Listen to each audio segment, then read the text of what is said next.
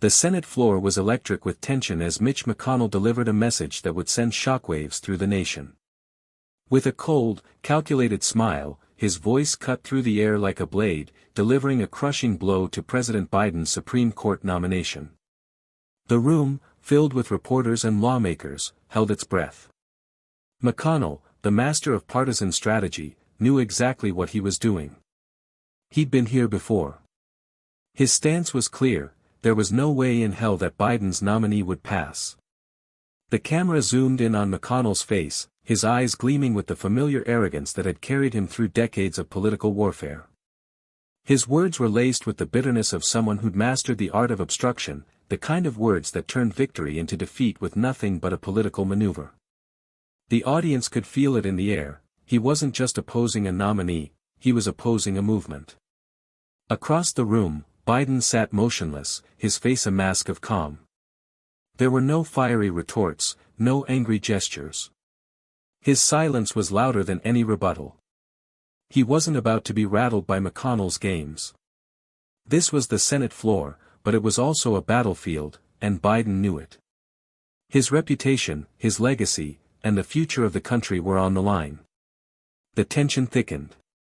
McConnell's words were like daggers aimed at everything Biden had worked for: the progress, the unity, the change. His voice reverberated, leaving a bitter aftertaste in the chamber. The divide between them could not have been clearer.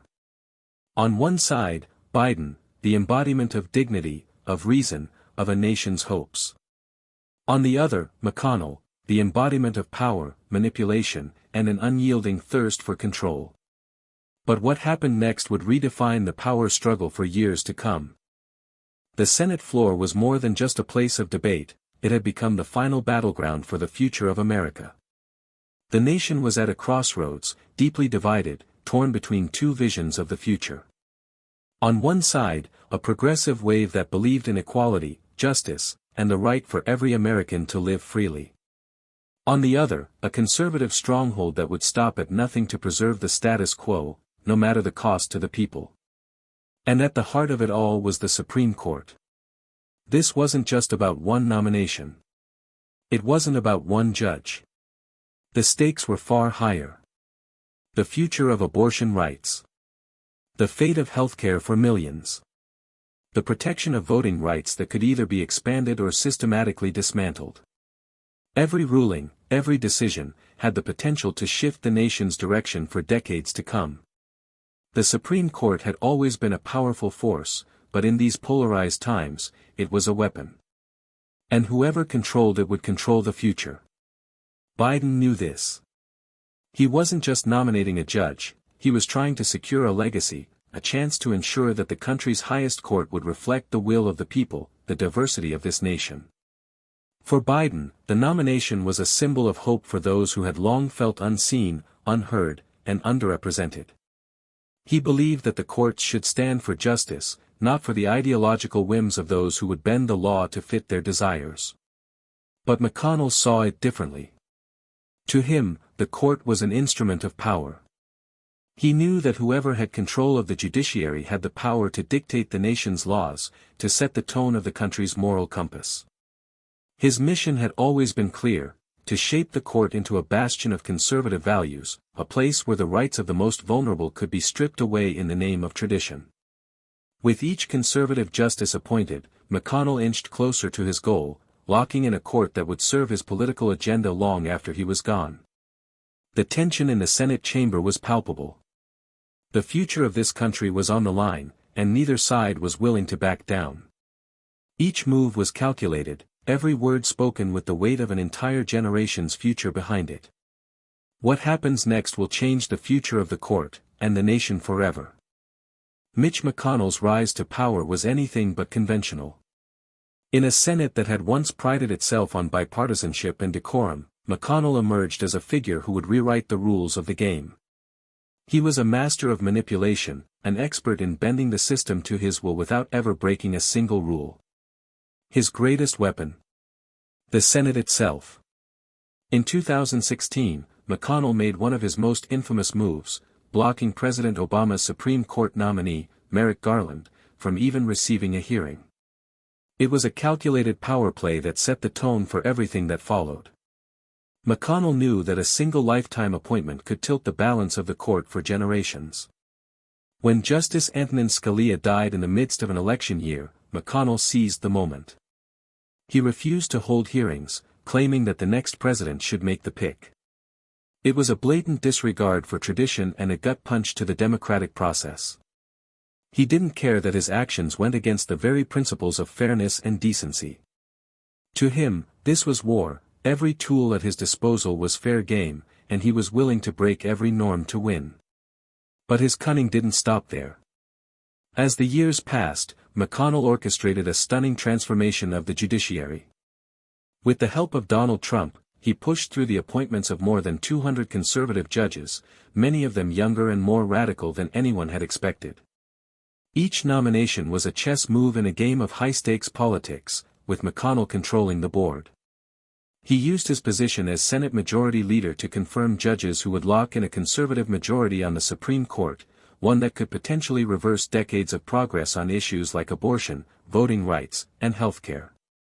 McConnell didn't just aim to fill vacancies, he sought to reshape the entire judiciary to serve his long-term vision. He carefully selected nominees who would turn the courts into a partisan tool, willing to side with the political ideologies of the party in power rather than serving the public interest. And he wasn't afraid to use whatever means necessary to make it happen, changing Senate rules to lower the threshold for judicial confirmations, forcing through nominees with barely any scrutiny. He was willing to sacrifice any sense of fairness, any shred of decency, as long as he could pack the courts with conservative ideologues who would safeguard his agenda for decades. His actions were not just about one election or one nominee, they were about cementing a legacy. McConnell's cold, strategic vision was clear, a court system that reflected his values, a judiciary that would protect the interests of the wealthy and powerful while denying justice to the marginalized and the oppressed. His was a vision of America where the courts didn't serve the people, but rather the party in power. But there was one thing McConnell hadn't accounted for: Joe Biden. For years, McConnell had faced political adversaries who were willing to bend to his will, who would negotiate and compromise, who could be outmaneuvered with the right combination of force and persuasion. But this time, Biden was not just another opponent, he was something McConnell had never faced before. Joe Biden's life had always been a series of struggles and triumphs, shaped by the constant tension between personal tragedy and public duty. He wasn't born into wealth or privilege, but rather into a working-class family in Scranton, Pennsylvania. His father, a car salesman, often struggled to make ends meet, teaching Biden early lessons in resilience, humility, and the value of hard work. Through those formative years, Biden learned that real power didn't come from titles or wealth, it came from showing up, from caring, and from fighting for the people who needed it the most. When Biden's first wife and daughter were killed in a tragic car accident, the weight of grief threatened to break him. But it was during those dark days that Biden began to understand the true power of empathy, what it meant to listen, to mourn with others, to lift people up when they had nowhere else to turn. His personal losses became the foundation for his drive to serve, and he poured his heart into his work, knowing that every law he passed, every bill he signed, could make someone's life a little bit easier. His decades in public office were defined by a deep, unwavering commitment to justice. Biden didn't come from the school of ruthless political gamesmanship that McConnell had mastered. He wasn't interested in tearing down his opponents, he believed that real leadership came from building bridges, from finding common ground, even with those who had different views. His tenure in the Senate was marked by countless moments of bipartisan cooperation, moments where Biden could sit across from political enemies and hammer out deals that moved the country forward, even when it wasn't easy. He believed that government should work for everyone, that the rule of law should lift up the most vulnerable, and that the courts should serve justice, not ideology. But in recent years, Biden had seen the country change. The political center had eroded, and the divisions between left and right had deepened. McConnell's strategy of obstruction and hardball politics had made compromise nearly impossible. And as the country's political landscape shifted, so did Biden's approach. He still believed in bipartisanship, but he also realized that the stakes were too high to remain passive. The courts weren't just a set of impartial judges, They were the last line of defense for the rights and freedoms that millions of Americans depended on. Biden's relationship with the American people was personal, grounded in shared struggles. He understood the pain of working families, the fears of immigrants uncertain about their future, the frustration of communities of color fighting for equality. He knew the power of a single vote, a single decision from a Supreme Court justice that could shape the lives of entire generations. Every time he spoke about the nomination, he wasn't just talking about a vacancy to fill, he was talking about the very soul of the nation. But Biden's empathy didn't make him weak. It gave him the strength to fight for what he knew was right, even in the face of fierce opposition. He had seen the toll that years of conservative control had taken on the country, how Supreme Court decisions had stripped away the rights of women, minorities, and workers. He had lived through the fight for civil rights, the battle for a fairer healthcare system, and the push for a court that could uphold the values of justice and equality. And now, as president, Biden knew that the stakes were higher than ever. McConnell's power play was not just an affront to Biden's political agenda, it was an attack on the very principles he held dear. It was a challenge to everything he had worked for, a fair, just, and compassionate America. Biden could no longer afford to play by the old rules. His quiet resolve would need to transform into fierce action. But as McConnell prepared to mount his opposition, Biden was already thinking several moves ahead, ready to use everything at his disposal to ensure that the courts would remain a force for justice. He knew this fight wouldn't be easy, but the nation's future depended on it. The Senate floor was a battlefield, the air thick with tension as the debate over Biden's Supreme Court nominee raged on.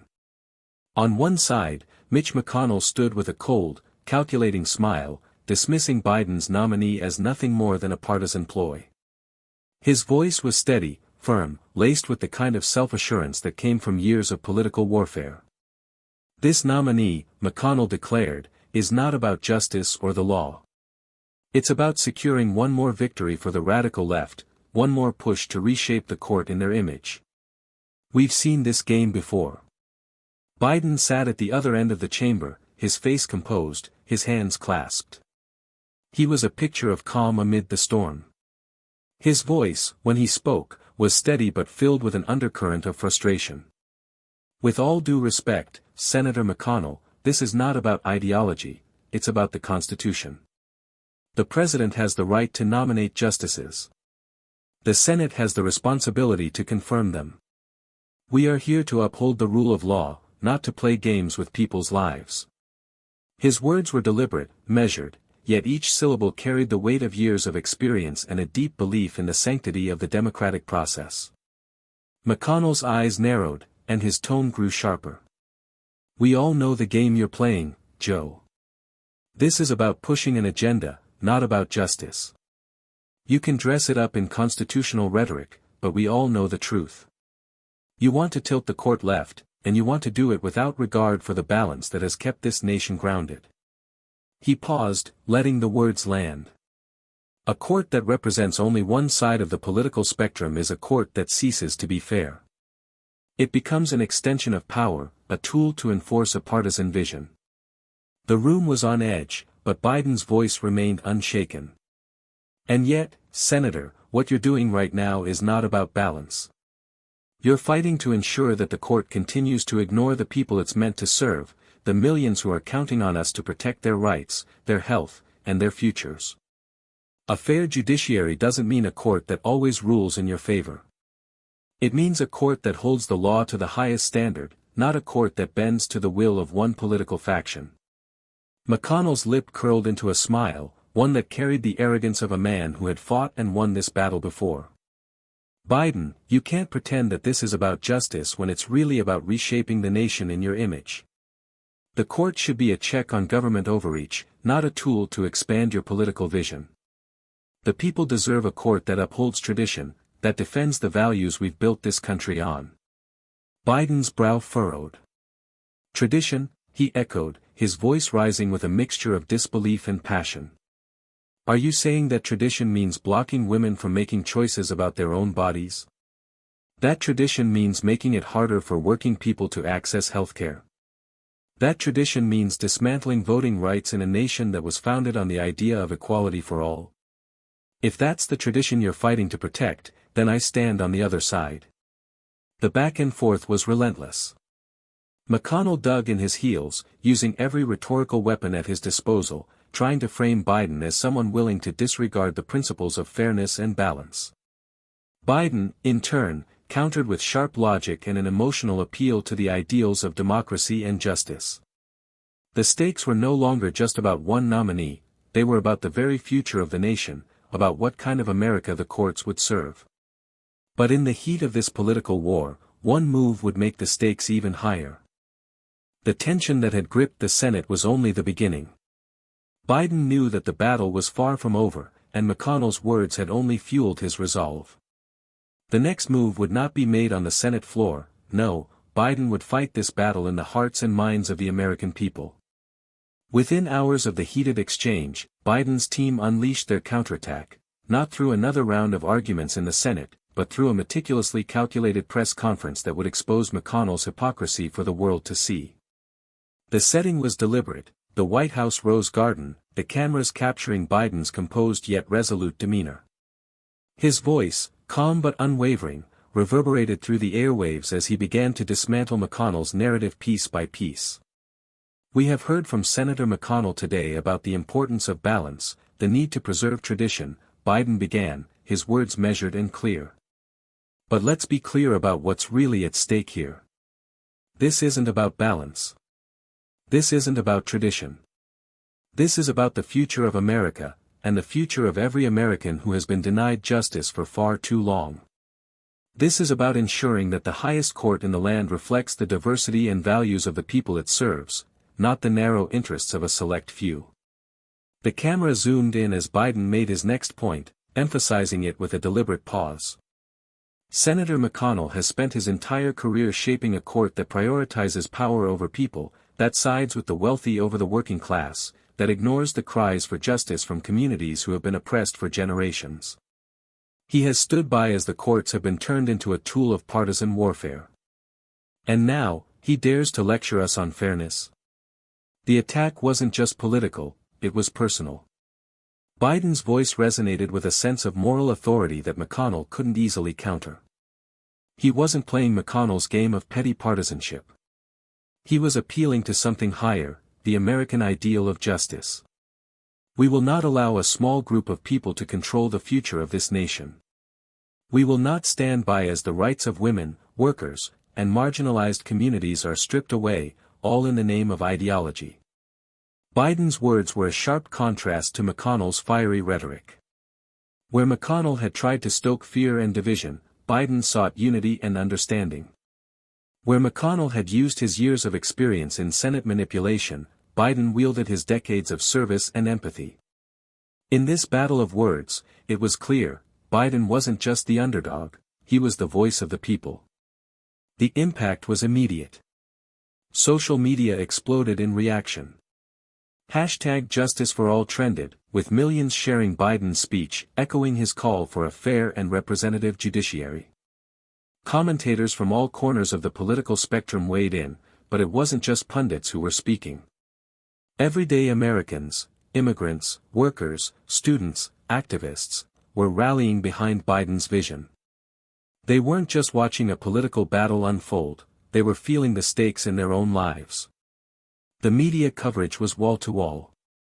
News outlets that had long been critical of Biden now found themselves reporting on his powerful appeal for justice. McConnell's strategy of framing the debate as a fight for tradition began to unravel as public opinion shifted. People didn't want a court that preserved tradition, they wanted a court that protected their rights, that ensured the progress America had fought for was upheld. In a matter of days, Biden's approval ratings soared. The public didn't just see a president standing firm in the face of political opposition, they saw a leader fighting for them. McConnell, on the other hand, found himself on the defensive, trying to recover from the whirlwind that Biden had unleashed. His carefully crafted narrative about a need for balance now seemed hollow, disconnected from the real issues facing the country. The shift in public sentiment was undeniable. Biden had turned McConnell's attack back on him, exposing the ruthless political tactics McConnell had employed for years. The Senate, the media, the people, all were watching, waiting to see how McConnell would respond. But McConnell's next move would shock everyone, and put the entire confirmation process at risk. The fallout from Biden's counterattack hit like a tidal wave, sweeping across the nation and leaving a sea of political upheaval in its wake. The media exploded in every direction, headlines screamed, TV pundits debated furiously, and social media platforms were flooded with reactions. Biden's press conference had not just been a speech, it had been a rallying cry. Hashtags like #JusticeForAll and #BidenFightsBack surged to the top of Twitter's trending list, as millions of Americans took to their phones and computers to voice their support. The narrative that McConnell had so carefully crafted, that Biden was trying to politicize the judiciary, began to crumble under the weight of the overwhelming public response. Memes mocking McConnell's hypocrisy flooded social media. Cartoons depicting him as a puppet of corporate interests circulated rapidly, as the public's frustration with his tactics reached a boiling point. News outlets that had once been sympathetic to McConnell's conservative agenda now turned their attention to the mounting backlash. Political analysts dissected Biden's speech, marveling at the calculated calmness of his words and the moral clarity that had shifted the tide of the debate. Biden has taken the high ground, and McConnell is scrambling to find his footing, one analyst remarked on a live broadcast. As the story spread, the consequences for McConnell became increasingly severe. Senate Republicans who had once sided with him began to distance themselves from his hardline tactics. Moderate Republicans, who had long been wary of McConnell's unyielding partisanship, found themselves under pressure to reconsider their allegiance. Some openly called for a more measured approach, one that would allow Biden's nominee to be considered fairly. Others, sensing a political opportunity, publicly condemned McConnell's obstructionist strategy, claiming that the country needed to move past the gridlock and ensure that the Supreme Court functioned as a fair, impartial institution. It wasn't just the media and political pundits calling for accountability, activists and grassroots organizations quickly mobilized, demanding that McConnell's actions be scrutinized and that the American people be given a say in who sat on the nation's highest court. Protests erupted in front of Senate offices across the country, with thousands of citizens holding signs that read, "Fair Judiciary Now," and, "McConnell, Step Down." The mood in the streets was clear. The public was no longer willing to tolerate a Senate that prioritized power over justice. Even within McConnell's own party, whispers of dissent grew louder. Senators who had once been loyal to him began to question whether his tactics were truly serving the best interests of the country. Could McConnell's insistence on blocking Biden's nominee be seen as a betrayal of the very principles of democracy? Could the nation's judiciary really be left in the hands of one man's political ambitions? The cracks in McConnell's fortress were becoming impossible to ignore. On the other side, Biden's position had never been stronger. His calm and principled defense of the judiciary had struck a chord with Americans across the political spectrum. As public opinion tilted sharply in his favor, even those who had once questioned his political savvy were forced to acknowledge his skillful handling of the crisis. Biden had not just fought back against McConnell's attacks, he had reframed the entire debate. Where McConnell had tried to divide, Biden had united. Where McConnell had played politics, Biden had played the long game, focusing on what was best for the country, not his own political agenda. By now, it was clear that Biden's approach was resonating with voters. Polls showed an overwhelming majority of Americans supported his nominee, with approval ratings for McConnell dropping to their lowest point in years. The narrative had shifted completely. The question was no longer whether Biden's nominee would be confirmed, it was whether McConnell could maintain his grip on the Senate and his stranglehold over the political conversation. But the final twist would leave both sides scrambling for control, and the country questioning the future of judicial appointments. In the days following the chaos, as the dust settled and the political battlefield quieted, President Biden stood before the American people, poised and calm. His face was solemn, but there was a quiet resolve in his eyes, as if he knew the weight of the moment was more significant than any political victory. This was not just about a nominee or a Supreme Court seat. It was about the very heart of American democracy. At the podium, Biden began his speech with a deep breath, his voice unwavering as he addressed the nation. What we've witnessed over the past few weeks is not just a fight over a judicial nomination. It's a fight for the integrity of the judiciary itself. It's a fight for the values that have made this country what it is, values of fairness, of justice, and of equality under the law. He paused, letting the words sink in, knowing the gravity of the battle they had just endured. I've said it before, and I'll say it again, this is not about one party or one man. This is about ensuring that the courts, the very institutions that are supposed to serve the people, do so with impartiality, with dignity, and with the courage to defend what is right, not what is politically convenient. Biden's speech was not just a defense of his nominee, it was a defense of the American ideal. He spoke of the history of the country, of the struggles of civil rights activists, of the efforts to bring justice to those who had long been denied it.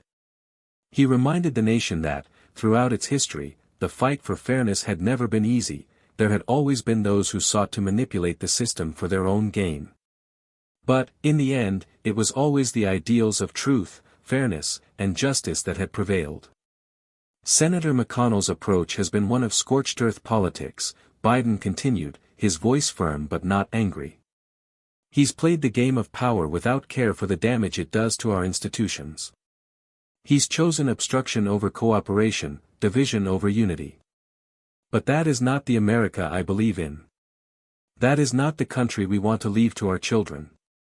We must strive for a system where the law serves the people, not the powerful. The contrast between Biden's dignified, principled stance and McConnell's ruthless, partisan tactics could not have been more apparent. Biden's words were rooted in an understanding of the broader picture, not just the immediate political battle. His fight was not about winning at any cost, it was about upholding the values that had made the country stronger, values that McConnell had repeatedly sought to undermine. In the end, Biden said, with a quiet but powerful finality, it's not about who wins a single fight. It's about the kind of country we want to be. We have a choice, we can either continue down the path of division, where every issue becomes a zero-sum game, or we can choose the path of unity, fairness, and justice for all. His words were not just a call to action, they were a call to hope. Hope that, despite the challenges, the American people could come together and demand a better future. Hope that, even in the face of relentless opposition, truth and fairness would always have the last word. Biden finished his speech with a look of quiet determination. In the end, truth, fairness, and justice must prevail, no matter the odds. This is the America we must protect. This is the America we will build. And this is the America that will always rise, no matter how hard we are pushed down. His words, delivered with both strength and compassion, left an indelible mark on the nation. The battle was far from over, but the message was clear, the ideals that defined the country, the pursuit of justice, the commitment to equality, would always triumph in the end. And as long as people like Biden were in power, that fight would never cease.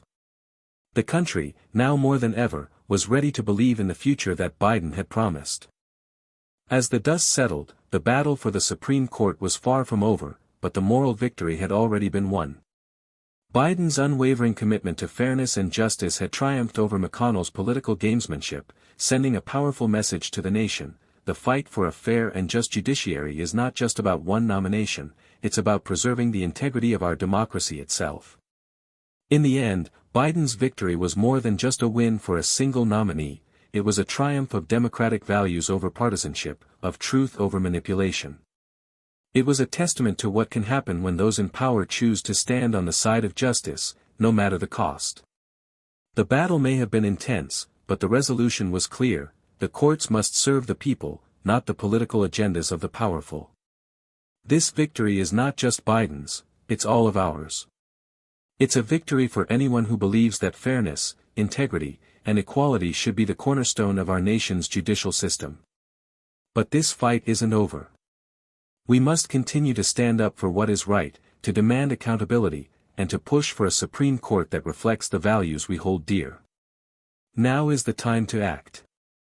Join the movement to restore justice, share this story, and stand up for the future of our nation. Let's ensure that justice, fairness, and truth will always have a place at the table. The battle is ours to win, together.